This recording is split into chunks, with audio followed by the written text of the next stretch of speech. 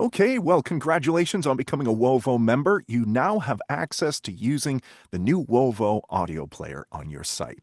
Now, in order to install this on your site, what you need to do is send this HTML code to your web developer and they can install it for you. If your site is with voice actor websites, well, this video is for you. This shows you how to install that code on your site yourself. It's fairly easy, and I'll show you how to do it. So, what you need to do is take this HTML code right here, copy that. Then, what you need to do is sign in or log into your site in WordPress. In order to do that, we set you up with some admin logins when your site launched. In order to log in, we have a tutorial video on that. It's on our YouTube channel page, Voice Actor Websites right here, and there's a video right here on how to log in.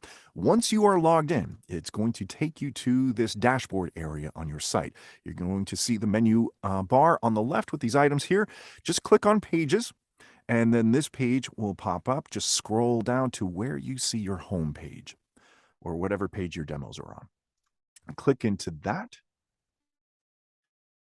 And then your homepage is going to pop up and you're going to start seeing some familiar elements.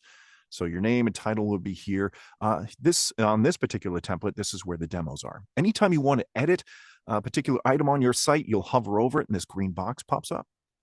Just click the pencil icon and another editing window will pop up. This is where these demos are located. Now, in order to swap out these demos with your new WoVo player, what you need to do is go over here to the top right, click on text, and then this HTML code will pop up.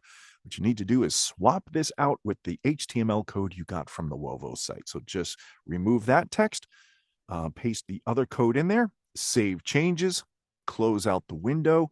Now, the changes are not live to your site just yet.